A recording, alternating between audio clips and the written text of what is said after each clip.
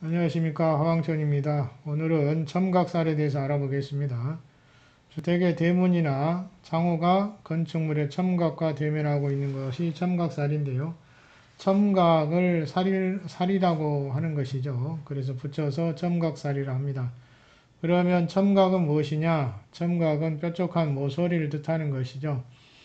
이 뾰족한 모서리는 주변 환경에서 많이 볼 수가 있습니다. 그래서 이 첨각살을 구분할 때도 집의 외부에 있는 첨각살이 있고 집의 내부에 있는 첨각살도 있고 사무실의 내외부에 있는 첨각살이 있을 수 있죠. 이렇게 집이라든지 사무실의 내부에서 또는 외부에서 첨각살을 볼 수가 있습니다. 자, 이렇게 첨각살은 서너 가지로 구분해서 보고 있습니다. 그리고 이제 그림을 한번 보도록 하겠습니다. 바이디에 나와 있는 그림 한번 보시면은 이 벽면 모서리가 있죠. 건물의 모서리가 외부의 첨각살이 됩니다. 그리고 여기도 마찬가지로 이제 첨각살이라고 표현하고 있는데 이렇게 뾰족한 모양을 첨각이라고 하는 것이죠. 그리고 그림에서도 특히 문하고 상대방 건물의 모서리가 마주 대하고 있을 때 첨각살이라고 한다는 것입니다.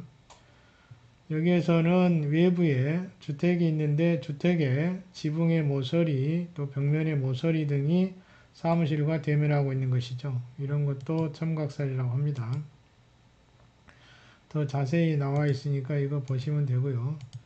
첨각살은 이렇게 다른 건물과의 모서리 관계에서 그 모서리가 자기의 창문이라든지 대문 쪽으로 가까이 있다면 이 영향을 받게 된다는 것입니다. 상당히 이제 불리한 영향을 받는데 건강을 해칠 수 있고요. 그 다음에 오랫동안 이런 환경에 있다면 뭐 만성질환에 시달릴 수도 있고 여러 가지 건강상 안 좋은 일들이 발생하기 쉽다라고 하는 것이죠. 또는 이제 칼과 같은 형상을 띠고 있기 때문에 나중에 다칠 수도 있다. 몸이 상할 수도 있다라고 보고 있는 것입니다. 그래서 이것은 이제 첨각살이 주는 안 좋은 효과죠. 그래서 이러한 첨각살이 있는 경우에는 어떻게든 화해를 해서 재활을 하는 것이 좋습니다. 그러면 이제 뭐 외부 첨각살도 그렇고 내부 첨각살도 있는데 특히 이제 외부 첨각살의 유해가 더 심한 것이죠. 특히 이제 거주자에게 불리하다고 말씀을 드렸고 시비를 일으킬 수도 있고요. 또는 화재라든지 의해 사고를 일으킬 수도 있기 때문에 이러한 것은 어떻게든 해소를 해주는 것이 좋습니다.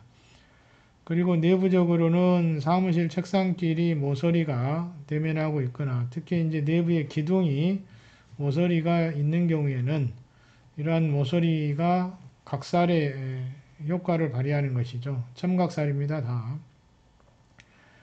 만약에 이제 이런 첨각살이 주택의 동북 쪽에 있다.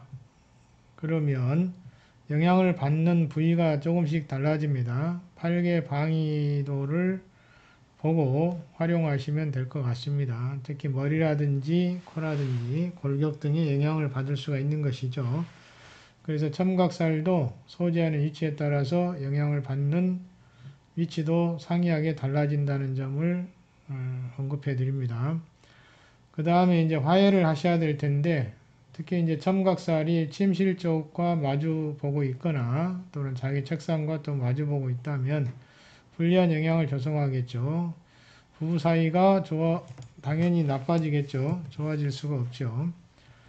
그리고 혼자 사는 사람이라도 도화운이 오히려 나빠지는 결과를 초래하게 되는 것이죠. 그래서 이런 경우는 창념을 많이 활용합니다.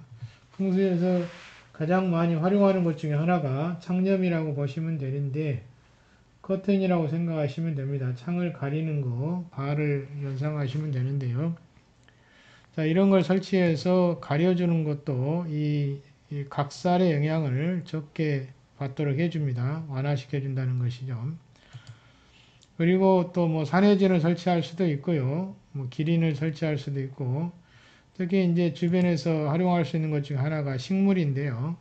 만약에 창대라든지 또는 문 쪽에 이런 첨각살이 있다면 거기에 이제 화분을 놓고 또 거기에 이제 식물이 있는 화분을 놓고 첨각사를 화해를 해야 되겠죠. 그러면 이 식물은 특히 이제 뭐 종류는 가릴 것이 없지만 무성한 식물, 잎사귀가 무성한 식물을 설치하는 것이 좋습니다. 그리고 또 하나는 이제 풍령을 설치해서 재활을 하기도 하고요. 또는 뭐 집안에 어항이 있다면 어항을 통해서 재활을 하기도 합니다. 특히 이제 어항의 물이 이러한 살기를 회전시켜서 소진시키는 역할을 한다고 해서 어항으로 화해하는 경우도 있습니다.